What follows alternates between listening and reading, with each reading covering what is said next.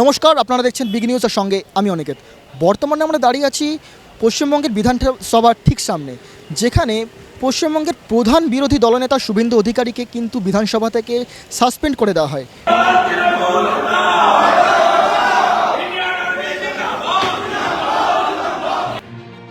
ফের উত্তপ্ত হয়ে উঠল রাজ্য বিধানসভা। বিরোধী দলনেতা শুভেন্দু অধিকারীকে মঙ্গলবার বিধানসভার অধিবেশন থেকে সাসপেন্ড করেছেন অধ্যক্ষ বিমান বন্দ্যোপাধ্যায়। এই ঘটনাকে কেন্দ্র করে শাসক ও বিরোধী পক্ষের মধ্যে তীব্র বাতানুবাদ শুরু হয়। বিধানসভার মেয়র রোডে তৃণমূল মঞ্চ সরিয়ে দেওয়া নিয়ে বিতর্কের সূত্রপাত হয়। সোমবার দুপুরে মেয়র রোডের একটি ভাষা আন্দোলনের মঞ্চ তৈরি করেছিল তৃণমূল কংগ্রেস, কিন্তু সামরিক এলাকার মধ্যে ওই মঞ্চ তৈরি করা হয়েছিল বলে সেনাবাহিনীর পক্ষ থেকে সেটিকে সরিয়ে দেওয়া হয়। এই ঘটনার পর মুখ্যমন্ত্রী মমতা বন্দ্যোপাধ্যায় ঘটনাস্থলে ছুটে যান এবং অভিযোগ করেন যে বিজেপি রাজনৈতিক উদ্দেশ্যে সেনাবাহিনীকে ব্যবহার করে এই কাজ করিয়েছে। বিধানসভায় এই প্রসঙ্গ উঠলে শাসক দলের বিধায়কেরা তীব্র প্রতিবাদ জানান।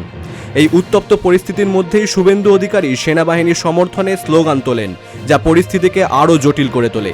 এরপরই অধ্যক্ষ বিমান বন্দ্যোপাধ্যায় শুভেন্দু অধিকারীকে সাসপেন্ড করার সিদ্ধান্ত নেন।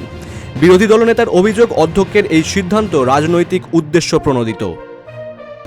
আজকে ভারতীয় সেনার হয়ে বলার ভারতীয় সেনাকে অপমান এবং রাজনীতিকরণের বিরুদ্ধে আওয়াজ তোলার জন্য বিরোধী দলনেতাকে সাসপেন্ড করা হয়েছে।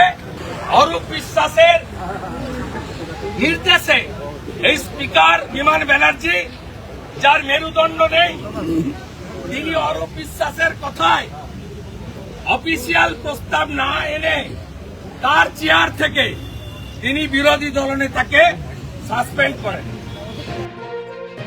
এই ঘটনার পর নওশাদ সিদ্দিকীর মন্তব্য বেশ তাৎপর্যপূর্ণ। তিনি সরাসরি কোনো দলের নাম না করলেও তার কথায় ক্ষমতাসীন দলের প্রতি আইনের শিথিলতার ইঙ্গিত স্পষ্ট। উনি এটা তো ভালো কাজ করেছে, উনি গণতন্ত্রের বুলিয়া উড়াচ্ছেন। আমরাও তো বাঙালিদের উপর অত্যাচার হচ্ছে কেন সেই জন্য তো রাস্তায় নেমে ধর্ণা মঞ্চ করতে চেয়েছিলাম। তিনি তেনার পুলিশকে দিয়ে আমাদেরকে অবৈধভাবে আটকে ছিল, শুধু আটকানো তো দূরের কথা, আমাদেরকে 24 ঘন্টা জেল খাটিয়েছে। আমাদের নামে একাধিক জামিন অযোগ্য ধারায় মামলা তিনি করিয়েছিলেন। রাজনৈতিক বিশ্লেষকদের মতে শাসক দলের বিরুদ্ধে বিরোধীদের কণ্ঠরোধ করার এই অভিযোগ প্রায়শই ওঠে। নওশাদের এই মন্তব্য সেই অভিযোগকেই আরও জোরদার করল। এই সাসপেনশন রাজ্য রাজনীতিতে নতুন করে সংঘাতের আবহ তৈরি করছে। ক্যামেরায় সমীরের সাথে অনিকেতের report, big news Bangla, Kolkata.